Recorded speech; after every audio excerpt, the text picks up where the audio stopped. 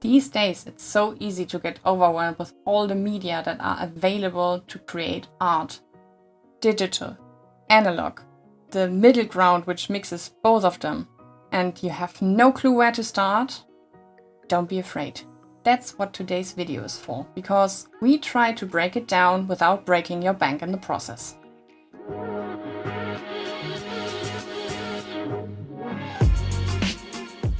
The question you should ask yourself first is, am I an analog person or a digital person, or am I a mixed person? What do I personally enjoy creating? Do I like art, like painting or drawing or sketching? Do I like photography or videography? Do I like to create music? Do I like coding maybe? Or am I more the person to create things like crochet and sewing things or working with wood?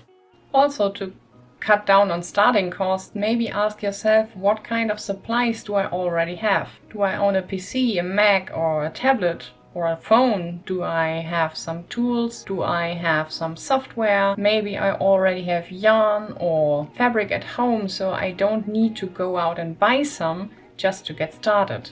This can tremendously help us to cut down on cost early on, because we can try things on a low budget, and the lower budget is always good if we are not sure what we want to do yet. Because, let's be real, we spend hundreds and hundreds of dollars on a new hobby just to find out 2 to 3 months later, oh my gosh, I just hate doing this, why am I doing this? And then you feel forced to do it because you spend so much on it of your hard-earned money, which is always a bad idea. Speaking of spending money, how about this? Before you go out to buy things on a whim, try to get as much information on it as possible. Which means go to Amazon, look at reviews of people who bought things. Go to YouTube and watch other people test things out before you spend your money on it. Go to streamers on Twitch or YouTube Live who maybe do the same you want to do and ask them questions. Most of them will be very happy to tell you what you want to know, because if they didn't enjoy what they were doing, they wouldn't be streaming it. Let's be real here. Also, try to join Discord communities or maybe ask in communities you're already part of. That's the best kind of information you can get. Otherwise, if you have someone in your surroundings that does what you want to do, ask them. Friends, family, all will be happy and glad to help you.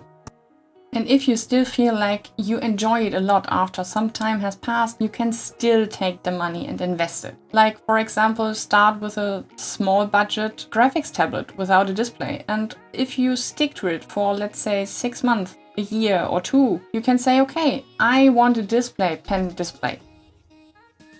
Because that way you can be sure that you will use it. That's the most important part, right? Before spending money on things, you should be sure that you use them. Otherwise, they are a waste of money and time and space and will cause you a lot of anger at yourself. So let's start off with the analog part of things you can do. For example, videography, photography, or things like needlework and crochet and sewing, woodwork, or maybe even polymer clay or Legos. Next up, we have the digital category, which means things like digital art, motion graphics design, 3D modeling, creative coding, or audio design, which are all things you can do with a PC or a tablet. Last but not least, we have the middle ground, the mix of analog and digital media, like, for example, content creation for YouTube, or things like creating a podcast. So let me give you a budgeting example for content creation. When starting out, you can use your phone to record a natural light, aka a window for lighting. Free editing software is, for example, DaVinci Resolve. When you decide it's time to step up the game, buy a used camera or bundled one with a lens.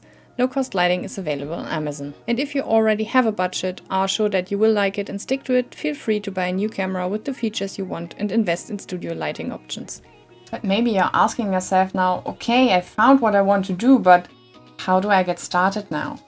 Let me tell you, research is key. Try to get as much information as possible.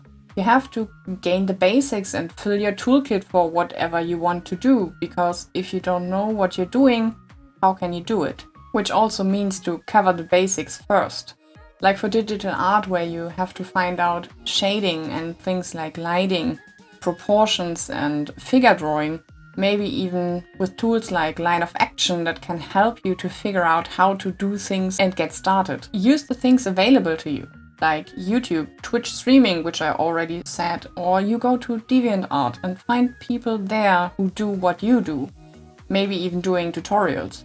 You can also take a look at social media or Discord again to find out if other people are interested in the same things as you, and if you found them, ask them. Just ask them how they started out and what you need to know to get to where they are now. You could also try finding books on the topics you need, for example on anatomy or on getting started with the rule of thirds. Also, there are course platforms like Coursera or courses on Patreon by people who do it for a living. Maybe sign up for one of those. If you don't want to spend money, try to find a free version of it, for example on YouTube again. Maybe it's even an opportunity to create a small business around. For example, with motion graphics. People on YouTube and Twitch are always looking for someone to do their amazing transitions. Curiosity doesn't kill this cat, because curiosity brings us forward in our creative process. It changes our perspective on things while offering a new challenge and new opportunities, and maybe help us gain new knowledge on the way. Hopefully you now have an idea where to start and how to start, and found the creative outlet you were looking for. So here's a quick recap.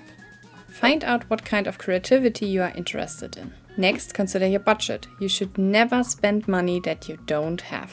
Do your research before starting and gather the information necessary. Try out to find out if it's for you and what makes you happy. If you found this video helpful, feel free to let me know. And also, if you have any additions, leave them in the comments down below. And if you're struggling with your sketches and the quality of them, maybe watch this video next. Stay happy and creative. Until next time.